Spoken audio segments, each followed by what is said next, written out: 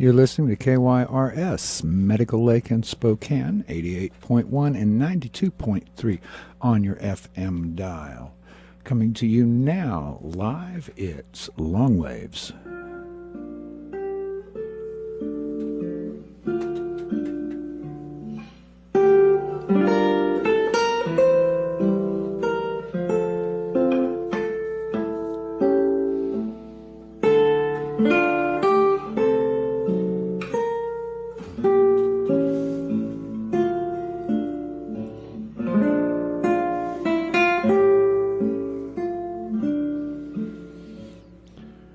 Thank you for joining me this afternoon. On today's show, I want to talk about our national disease. And it's not mumps, it's not measles, it's not even our worship of the goddess of success. It is amnesia. Our national disease is amnesia, and the American amnesia is a particularly virulent and unpleasant form. And it afflicts the person who has it with a way of having events in the world appear and then magically fall away as if they never happened. What takes the place of a genuine history, a genuine sense of what went on, who did what, is a kind of rewritten history, a mythic history that's easy to believe even when it's wrong. So we see these resurgences and emergences of these historians, so-called, especially on the right, who get to make things up. We see biblical scholars, especially on the right, who like to reinvent scriptures and understandings. Excuse me. And we see it every day as a consequence of our living in this intensely mediated society where no message is too unimportant in the mass media not to be tweaked, manipulated, and manufactured by professional information folk. So we have to contend with complexities such as wars and revolutions and economic problems. And these appear and disappear from view and so slip from our memory as if they never exist because now there's a new issue that has to be dealt with. And we never, or seldom, as a country, in our national dialogues, national discourse, political talk, return to issues that are yet unresolved and still continue. Instead, we're on to the next flashy light. So you can think about things like the downing of Malaysian Air Flight 17 over Ukraine. Still unresolved, still no conclusive report as to what happened to it, not even a thorough report released of the findings of the investigatory committee. Just fell off our radar. Same way the disappearance of that other Malaysian air flight we don't think about it anymore. It just went away. It's not part of the news cycle. And if it's not part of the news cycle, it's not part of the water cooler talk. And if it's not part of the water cooler talk, it's not something we need to remember, right? There's something else new that's there. Or do you remember the battle at Kobane in northern Syria, right on the Turkish border there, where ISIS had attacked this city and the Kurdish resistance were fighting them off? It's still going on. The Kurds are winning, more or less. They control about 80% of the city now, according to reports. ISIS controls about 20%. And the tables have to some extent been turned by the deployment of U.S. airstrikes and coalition airstrikes on the ISIS troops, especially on their heavy equipment, artillery, and tanks and whatnot. But again, the story sort of slides from our memory. And one of the convenient things about this is that the characters who play a role on the world stage, Putin, Erdogan in Turkey, can get made and remade. You remember how we made and remade and unmade Saddam Hussein in Iraq. He was our staunch ally when he was fighting that war with Iran, which now we condemn. But he was our good buddy, and then he was our enemy and had to be removed. Gaddafi was our ally, then he was our enemy. The same with al-Assad in Syria, who was our ally, and now he's our enemy. And this is happening right now with Turkey. So our former friend, Erdogan, in Turkey, has become our enemy now. And we're starting to see this emergence of vilification against him, all the things he's doing wrong, what a bad person he is. And you have to wonder what exactly it is that he's done. It's not like the State Department woke up and went, oh my golly gosh, he's not a good person at all. Just last year, you could look at any newspaper, any of the major mainstream press in the U.S. or in the U.K., and they're all singing Erdogan's praises about the reforms he was bringing and how swimmingly everything was going. And then he did something he wasn't supposed to do. He signed that deal with Russia so that a natural gas pipeline will now pass not through the Balkans, but through Turkey and then into Greece and then into the rest of southern Europe. Well, this wasn't part of the U.S. playbook. So now he's got to be demonized, beaten up in the press, and made to be some sort of ogre so that whatever bizarre retribution the U.S. decides to take against him can be implemented, and the good people of the United States will applaud appropriately for the new policy. If you want to dig into this a little bit more, I'd recommend you check a website called the Boiling Frogs Post. There's a woman who runs this post named Sibel Edmonds. She's a former FBI interpreter. One of her primary languages is Turkish, and she also does Arabic and some other languages. But she was an interpreter for the FBI who noticed some things, and I'll just let you go to her website. She noticed some things that weren't quite appropriate, that weren't going up the chain of command. She raised it with her superiors, was shut up. She took it to Congress, and it was all retroactively classified. She refers to herself as the most censored woman in America. But she has a lovely piece on precisely how this process works. So that's Boiling Frogs Post. Pop in sometime, give it a look. It's well worth your time. It'll take a little while to get up to speed on some of the things she's doing, but it's an excellent post. So this is Erdogan. This is what's going on. And then we have a whole other set of stories that contribute to our amnesia. So not just the changing faces and good guy, bad guy swapping spots, but we have stories that simply aren't given coverage enough to make them important, or stories that are not treated seriously.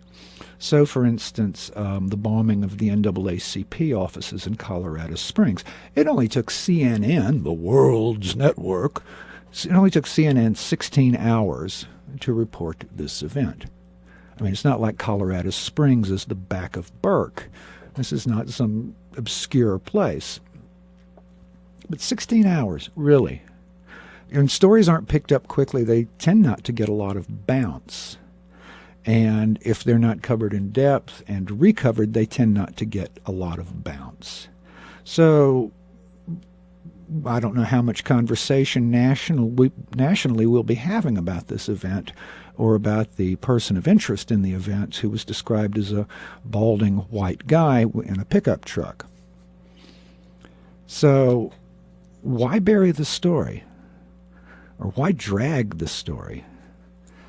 Well, on the one hand, we're sort of not allowed in this country to mention threats from right-wing extremists and hate groups and domestic terrorists in the U.S. We're just not supposed to talk about that. You may recall there was a DOJ report just a few years ago suggesting that right-wing extremists were the greatest terrorist threat domestically in the U.S. And there was a hue and cry from the Glenn Becks and the Fox media types about, oh my gosh, how can you slag off the sovereign citizens? How can you slag off militias? And these are just ordinary folk and blah, blah, blah, blah, blah, which is nonsense.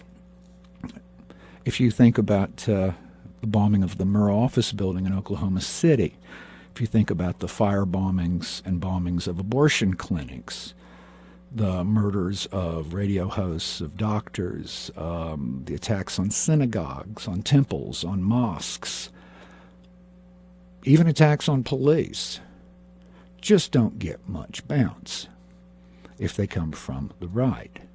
Now, if it's black folk, or if it's a lefty, or if it's somebody who looks vaguely Middle Eastern, oh my goodness, let's jump up and down and scream, because it has to fit within the current narrative. It has to fit within the current story that's being told. If it doesn't fit, it's just not covered. And nobody's really going to take the trouble to investigate it. So we have these flash events that light up on our screens for a few minutes, and then they go away. Unless for some reason of their own or some reason of their masters, the mainstream media decide to actually cover the darn thing.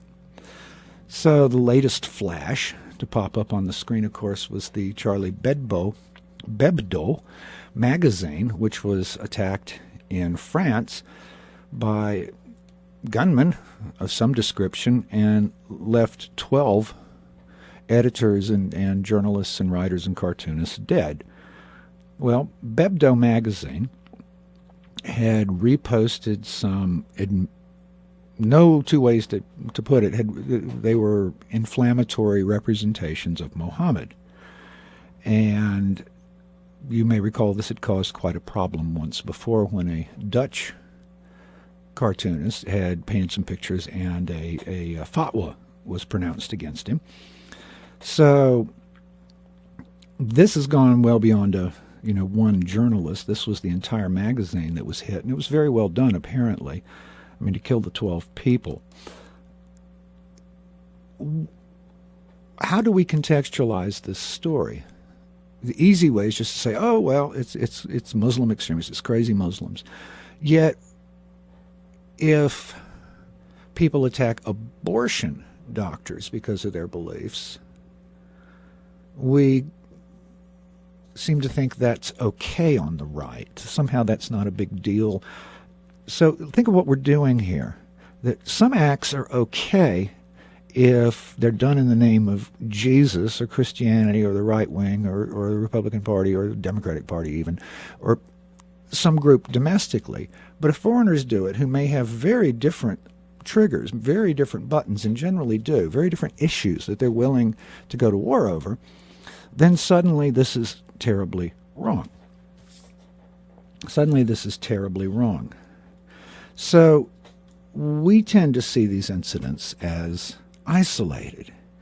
And the only real connection is this ideological connection that we make in our minds. Oh, these are Islamic extremists. These are sovereign citizen types. We only make the connections ideologically. We don't see the historical connections. We don't dig any deeper than that. And so we keep making the same kinds of mistakes as a nation. So you think back to Iraq, and back in 2007, we were all thumping ourselves on the back in the U.S. about the success of the surge toward victory in Iraq. Why did it succeed? Was it the brilliance of the military? No. Was it the overwhelming superiority of equipment? No, because that doesn't win wars. That wins battles, but not wars.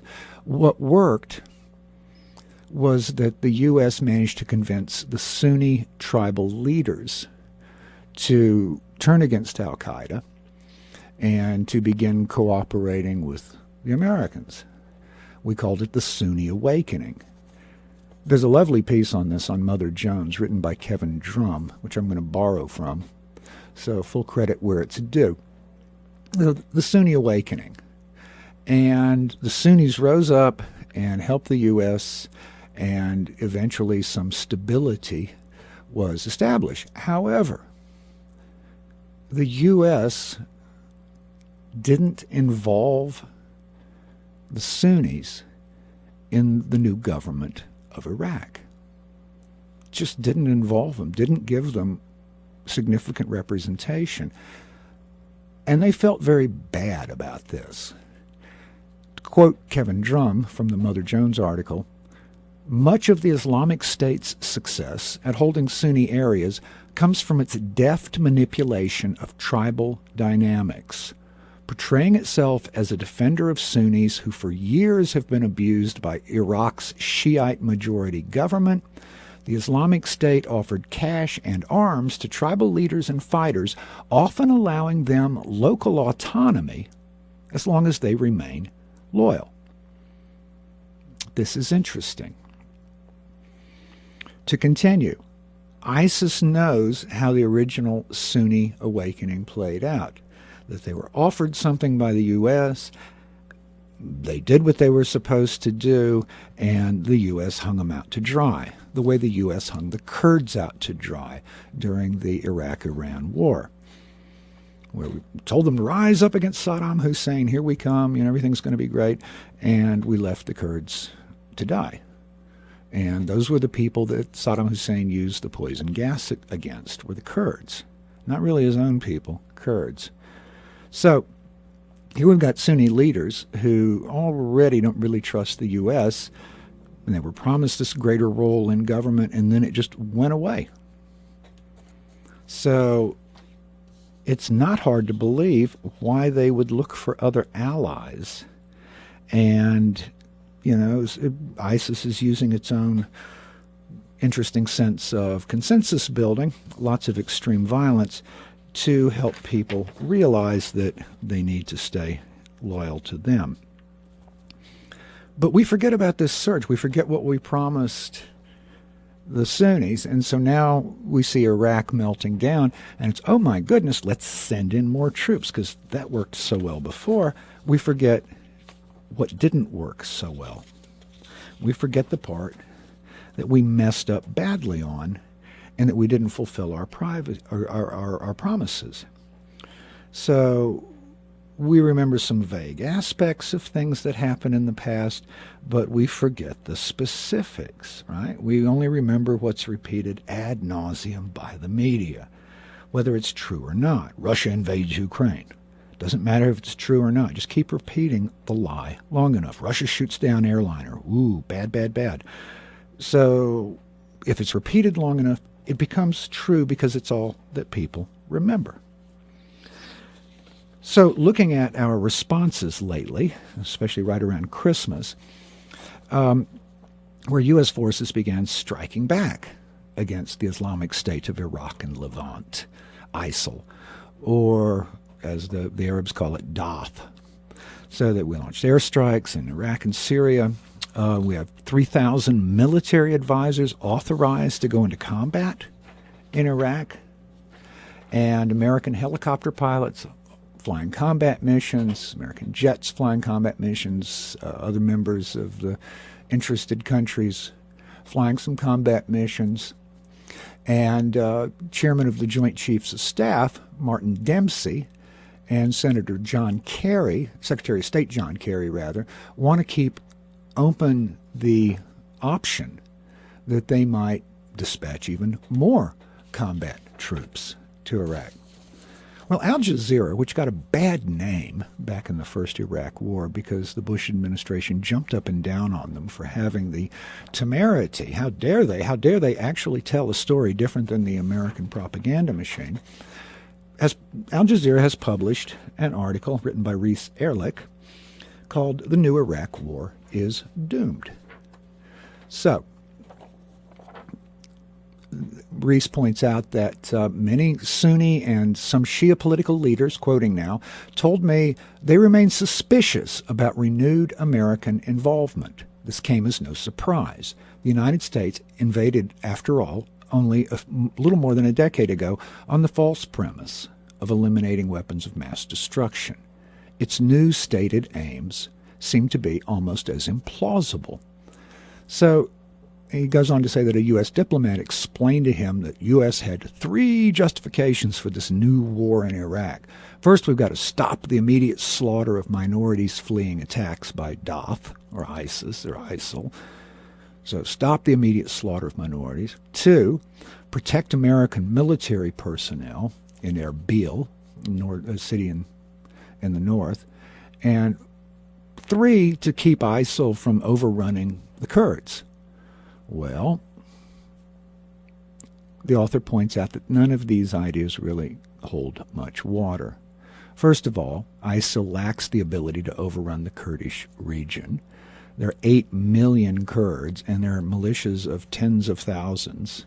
They're well-trained and well-organized and well-supplied. This would not be a cakewalk for ISIL, and I rather think they would probably avoid doing it if they could. The second idea of protecting American personnel and minorities, well, by August 14th, the Pentagon determined, I'm quoting again from the Al Jazeera article, by August 14th, the Pentagon determined that minorities were no longer fleeing ISIL. American military and diplomatic personnel were in no real danger either. The airports remained open during the crisis, and the military could have evacuated personnel quickly. Yet this is exactly the point where the U.S. intensifies the bombing. And the third reason, the third idea that we're going to stop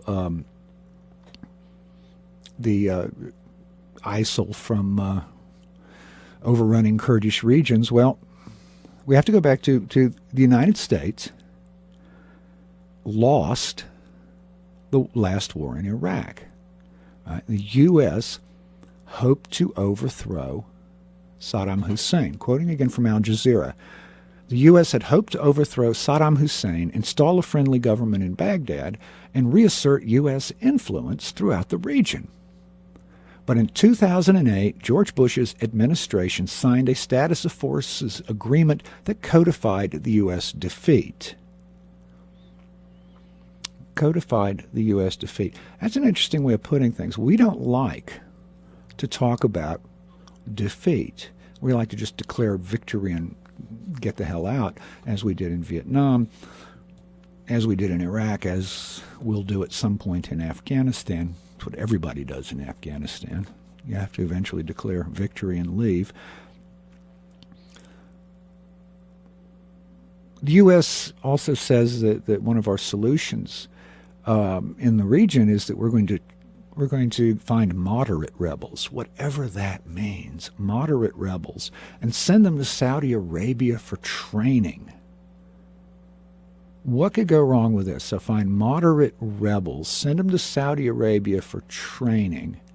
Remember, Saudi Arabia gave us the overwhelming majority of 9/11 attackers. That Saudi Arabia is a boiling pot that's kept under control only by the House of Saud. But we're going to send moderate rebels to Saudi Arabia for training for 1 year and then return them to Syria. But even Vice President Joe Biden admitted that the Saudis helped arm extremist rebels for years.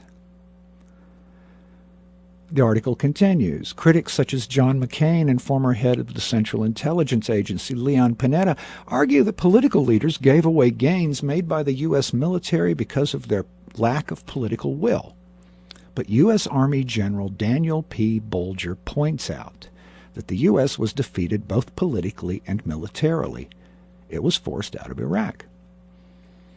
And so now Barack Obama's administration is trying to win this new conflict in Iraq with even less support in the U.S. and fewer troops and equipment on the ground. What could possibly go wrong? It is hard to imagine. So think of what happened last summer when ISIL or ISIS really rolled into Iraq in some numbers. The entire army collapsed.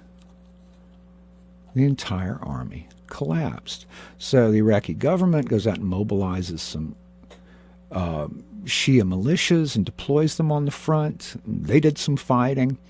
But even when they took territory, they kept the Sunnis from returning to their homes.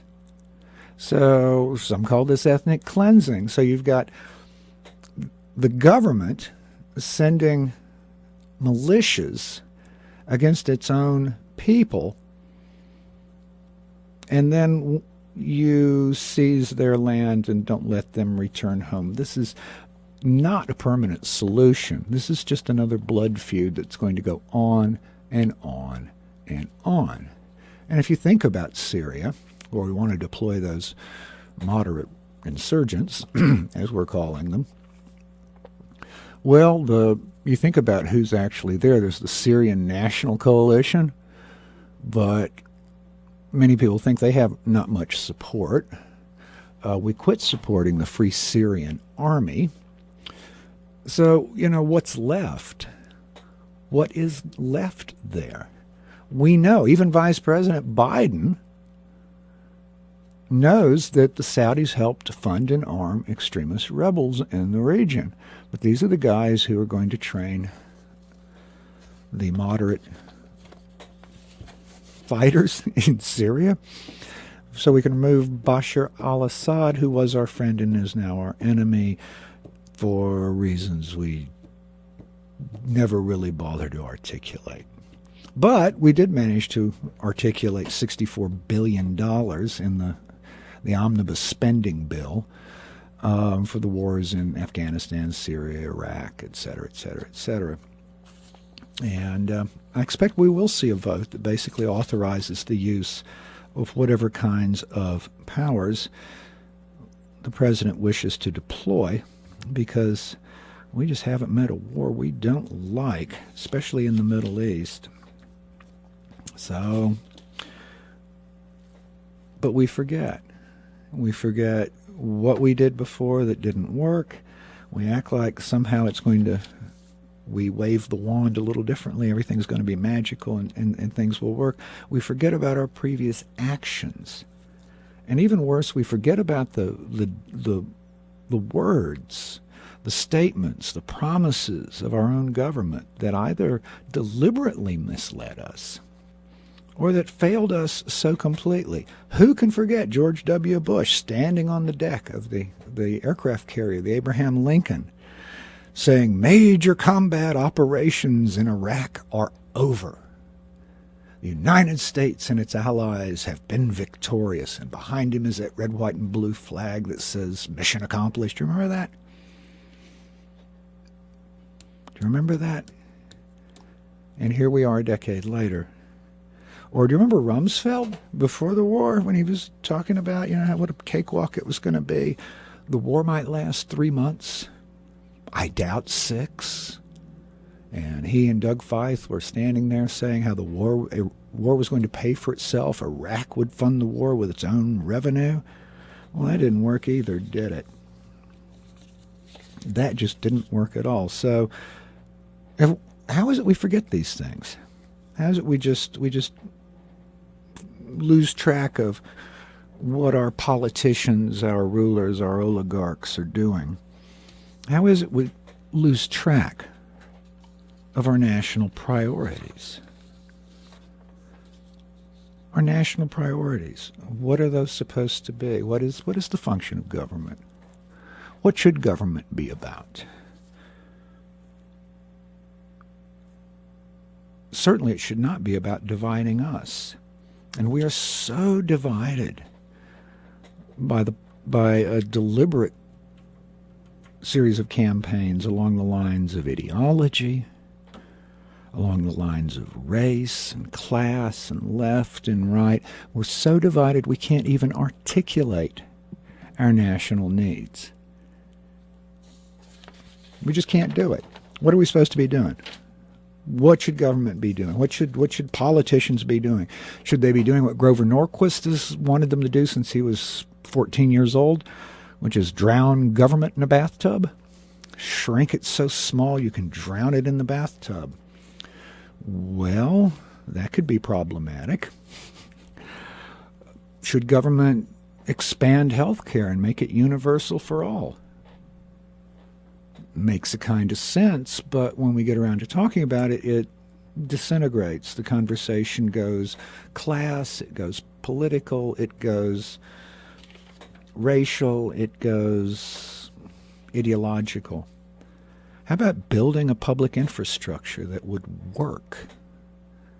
Now, there's a concept, a public infrastructure. Where our bridges don't fall down, our roads aren't full of potholes, where we update our electrical grid, where we supply telecommunications to people as if it were a utility, rather than allowing a duopoly of Comcast and Time Warner, basically, to run the internet in this country, we could build a public infrastructure that works, and we could make a lot of jobs for a lot of people who would love to get jobs by doing it.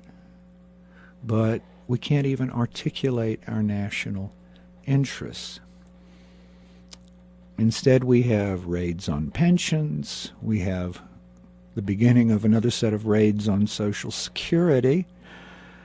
And I've talked on the show before about the raids on deposits to bail out banks who gamble on derivatives and on speculations. And now they can seize deposits to cover their bad debts. A hell of a casino. Should government be selling off all the government lands? I mean, is that what we're supposed to be about? Just sell off all the parks and the lands and the nationally held trusts, and give them to Rio Tinto, give them to frackers, give them to housing developers, whatever. We don't need the Grand Canyon. Couldn't it be better run by private industry? We could line the north wall of the canyon with signs. We could have coffee shops. We could have, you get the idea. Or maybe we should just let Rio Tinto annex those Apache lands I talked about before.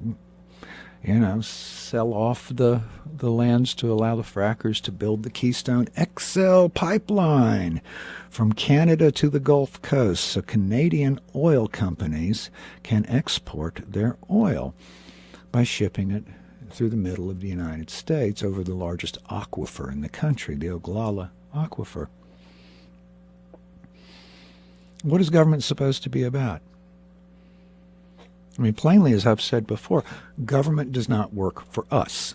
It's very effective at working for who it works for. Reasonably effective. Maybe not very, maybe a bit of an overstatement. But it's effective at doing what it thinks it needs to be about. But that's not about us.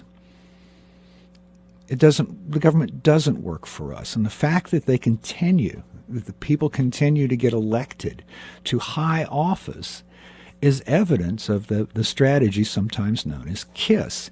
Keep it simple, stupid. Don't explain the complexities. Don't deal with the complexities. Wave the flag, kiss a baby, and hope nobody finds out about the horrible thing you did last week to that woman. Keep it simple, stupid. Don't say anything that could possibly deviate from the great narrative of American exceptionalism, American superiority, and how we can only move in one direction, and that's up, and whatever we do is necessarily good because we are the city set on a hill, la-di-do-da-day. So the KISS strategy is part of it, but then you've also got to have those strategies I mentioned before, which kindle negative emotions and keep them at a fever pitch. I mean, at an absolutely fever pitch.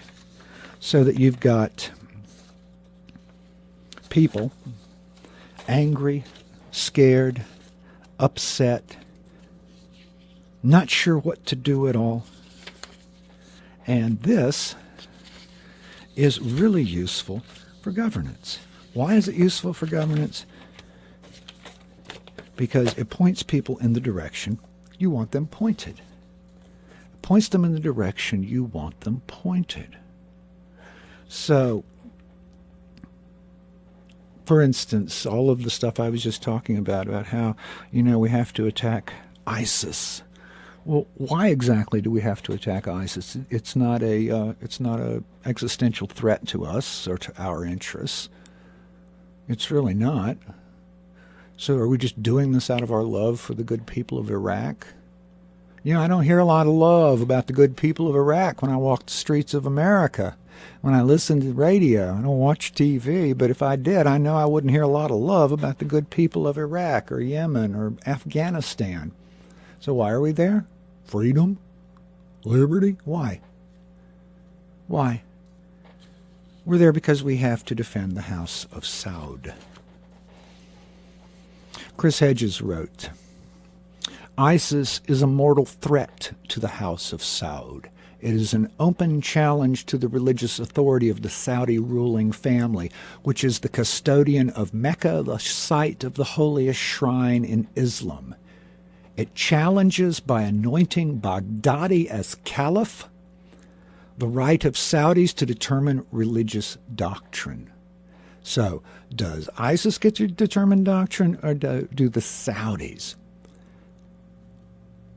Hedges continues, and Baghdadi, in the eyes of many Muslims, has the aura that surrounded the partisan leaders such as Yugoslav Josip Broz Tito during World War II. Foreign recruits crossing over the border from Turkey into Syria will often fall to their knees, weep, and pray before entering ISIS's new caliphate. The article continues that the danger to Saudi Arabia is not that ISIS is going to invade, that wouldn't make any sense at all, but that it will, quote, delegitimize the Saudi monarchy. Delegitimize. Remember, Saudi Arabia is a small monarchy sitting on an enormous, largely conservative Wahhabi population. So if you delegitimize the Saudi monarchy, people have no reason whatsoever to believe in it, to follow it, to obey it. And it would be a relatively simple matter for the Wahhabi people to rise up with some guidance and remove it if the regime was delegitimated. And if the power that Saudi Arabia holds by controlling Mecca were removed, then there would be problems. This could, quote, trigger an upheaval inside the kingdom and threaten the viability of Washington's most important ally in the Middle East. And notice that because we forget history, we forget that ISIS is playing with some very old ideas here and some very old grievances.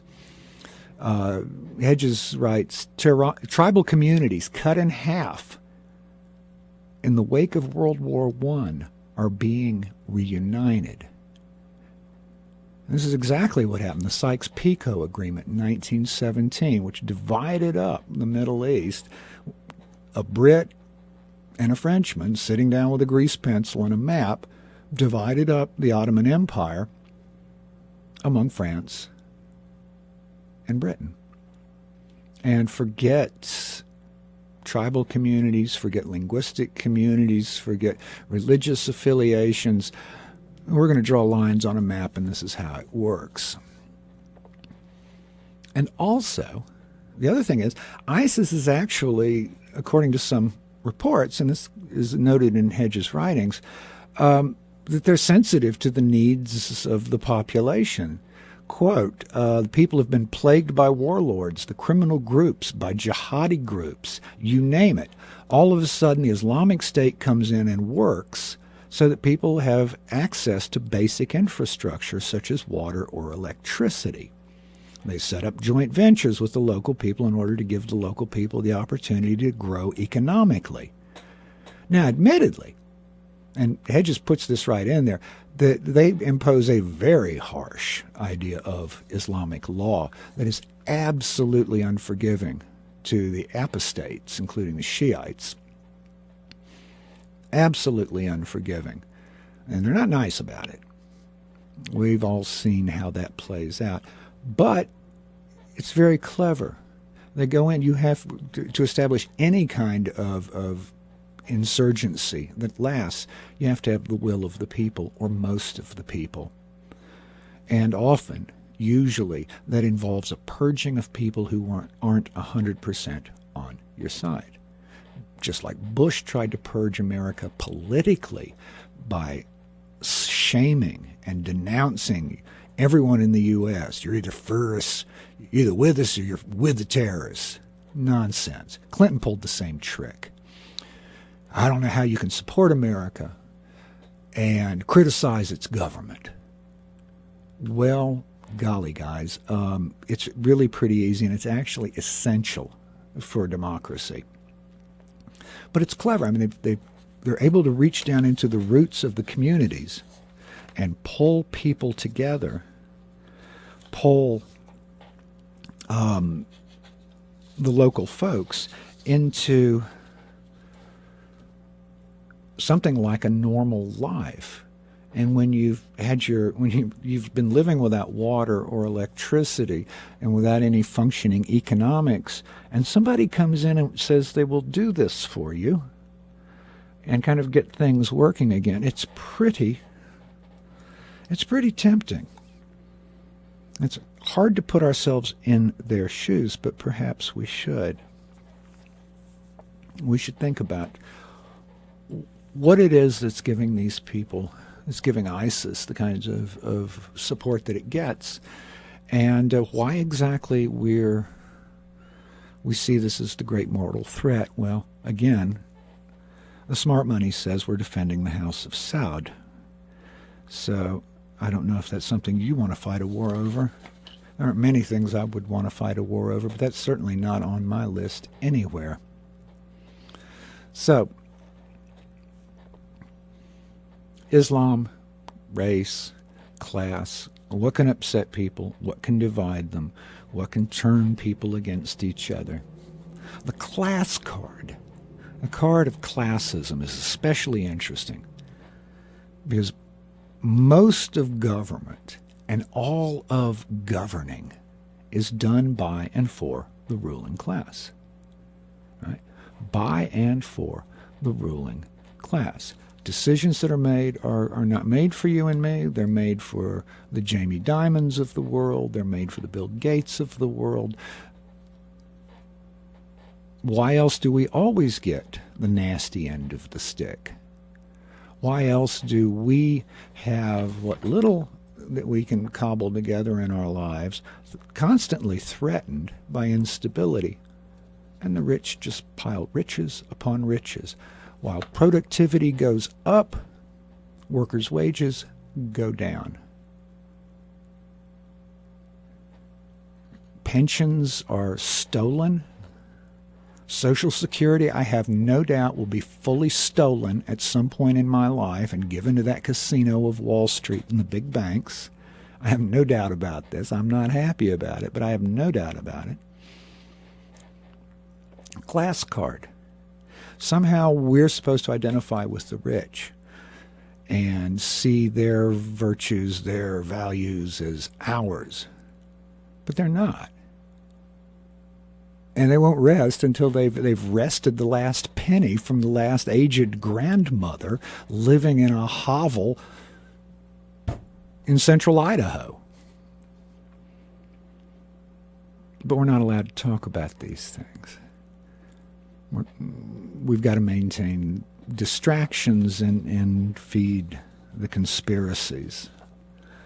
And when I mention conspiracies, I'm not talking about conspiracy theories the way the word's thrown around. Because generally when you call something a conspiracy theory, the whole idea is you want to shut the person up. It's a kind of ad hominem attack. Oh, he's just talking conspiracy theories. He's a conspiracy theorist. I think there should be some important national discussions, but many of these end up shut down by government. We have these rushes to judgment, rushes to put the final touches on what it really means. And if you ever question that again, you're either disloyal or you're crazy. That's a nonsense. That's a complete nonsense. If something were important, really important to us as a people, would we not encourage people? Would we not teach our children to question, to think, to understand exactly why this is so important? But we don't do that. We rush to blind obedience. We rush to shut up and salute the flag. We rush to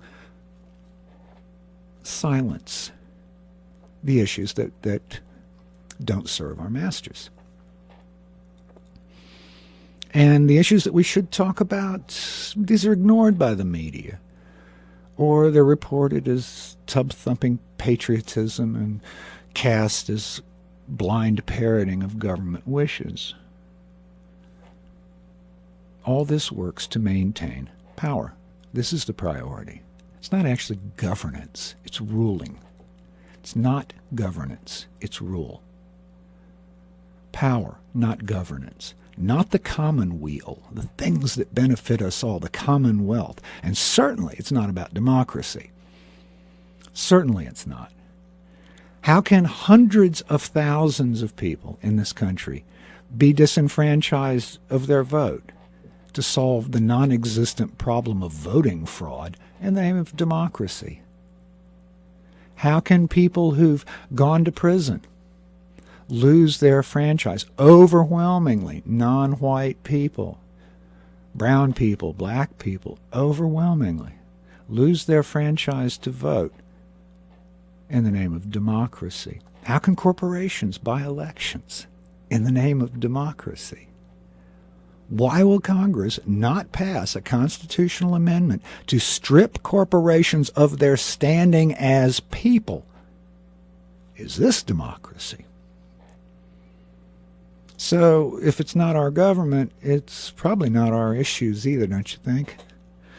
So if we look at what are the issues that government's actually involved with, well, there's always eternal war, but who benefits from that?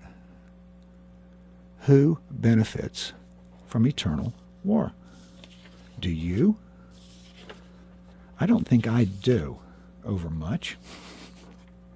I don't think it does much for me at all, but I'm reasonably sure it doesn't. But yet we have this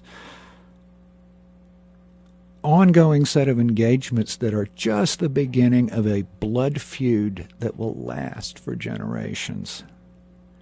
And don't forget, Shia and Sunni are still upset. They still can make it a causa belli, a cause for war. Who was the proper successor of Muhammad? We might turn off the TV and forget all about what happened in Iraq or in Syria. Trust me, they won't. This is the beginning of a blood feud that will last for generations and pretty much in one sense or another guarantee eternal war for us. And this eternal war gets sold to us. How? How do they sell this war to us? Well, as I've already said, the appeals to our fears and hatreds, to our baser instincts. These serve as our approval for actions that we wouldn't approve of otherwise. Why would we, for instance, why would we continue to have assassination programs and drone strikes when the CIA's own reporting says they don't work? When the CIA's own reporting says they don't work. John Keeley, writing for RINF, talked about some WikiLeaks documents that had been released. It was an internal review in the CIA, and WikiLeaks dumped these documents. Thank you, WikiLeaks. Yes, keep doing what you do.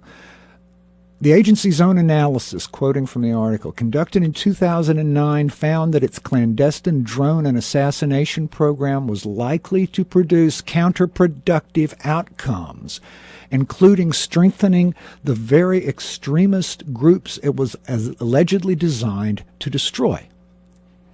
One of the key findings, quoting still, contained in the CIA report, agency analysts warn of the negative consequences of assassinating so-called high-level targets.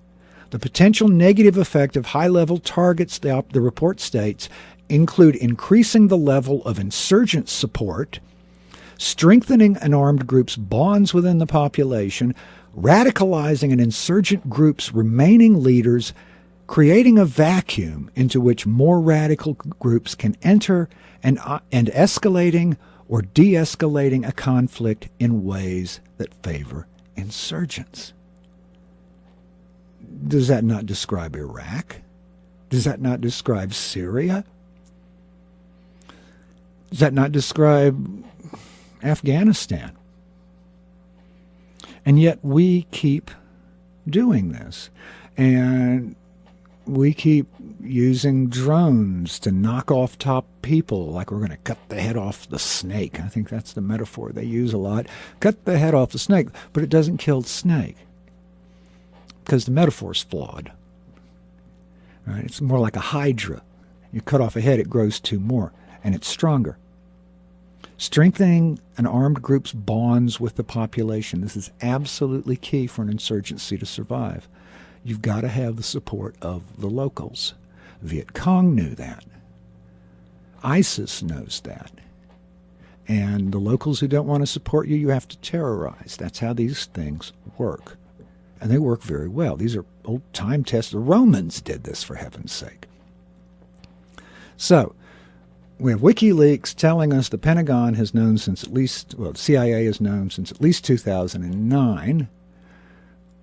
That's 6 years ago, folks, that these techniques don't work, but we keep doing drone strikes. We keep assassinating leaders. This is just insane, right? This makes no sense to me whatsoever. But it's well in keeping with what the government does. Right? They've got to keep us engaged in this eternal war. So why? Why? Because war guarantees power. Right? Can't criticize the government when you're at war. Information's carefully controlled. You only get what the powers that be want you to know about the wars. Are we winning? Are we losing? It's whatever they say. Did we win Afghanistan? Well, we pulled our flag down and we put it right back up because we're going to keep 10,000 troops or so there for a while. This makes no sense to me either. But it keeps power in control. Truly. This is the priority. Power, not governance. Power, not governance. So the appeal to our fears, the appeal to our hates, they distract us. They get us all fired up and pumped with adrenaline. And we're kind of like kids when you dangle a keychain in front of them. They get all gooey-eyed about seeing the keychain and get all distracted from whatever it was they were doing. And I'd like to close the show today with a meditation from the late, great Gore Vidal from 2001.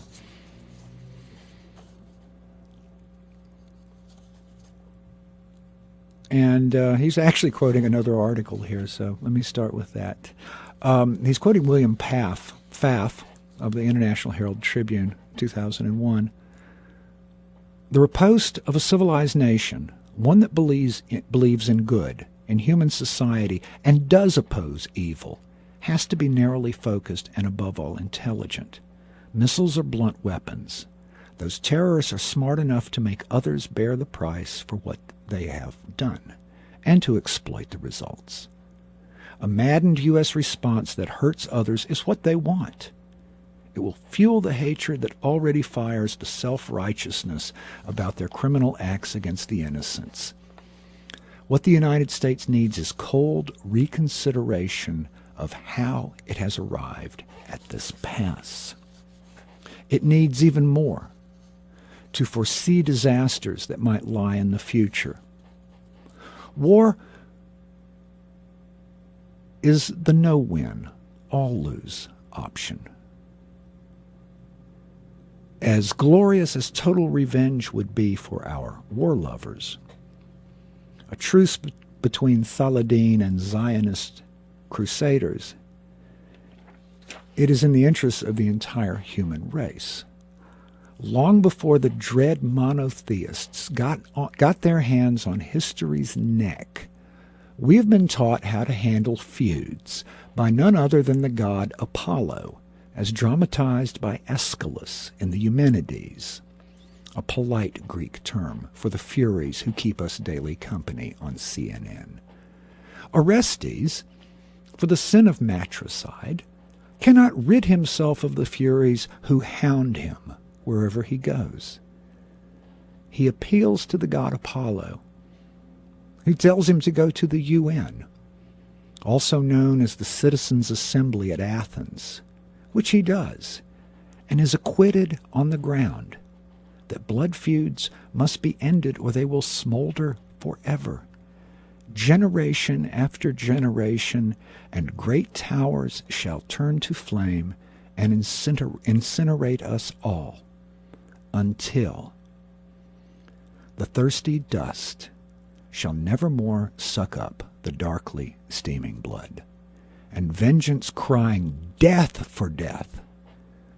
But man with man and state with state shall vow the pledge of common hate and common friendship, that for man has oft made blessing out of ban, be ours until all time.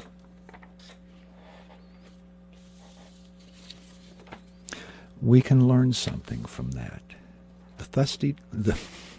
Get this right. The thirsty dust shall never more suck up the darkly streaming blood, and vengeance crying death for death. But man with man and state with state shall vow the pledge of common hate and common friendship, that for man has oft made blessing out of ban, be ours until all time. We don't act like that. We've got to be tough, because tough is what the national narrative requires. And we can't remember what went before because we've had new keys dangled in front of us. Oh, that's so pretty. Oh, what's over it? It happens all the time until we drench the dust with blood. Instead of doing what we should be about, instead of being about what a great nation should be about, the Commonwealth, the common good, making life better for its citizens. And ultimately, it would be so much better for this country to be admired than it will be for us to be feared. I'd like to thank you for joining me today. This has been Long Waves on KYRS. KYRS broadcasts from Medical Lake, Spokane, 88.1 and 92.3 on your FM dial. I'll be back next week, same time, same station. Until then, stay safe, stay smart, pay attention, try to remember.